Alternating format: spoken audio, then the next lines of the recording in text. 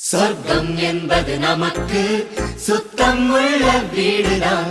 சுத்தம் என்பதை மறந்தால் நாடும் குப்பை மேடுதான். சொர்க்கம் என்பது நமக்கு சுத்தம் உள்ள வீடுதான். சுத்தம் என்பதை மறந்தால் நாடும் குப்பை மேடுதான். உலாவும் நிலாவில் வெள்ளை அடிக்கலாம், எங்கேயும் எப்போதும் சுத்தப்படுத்தலாம்.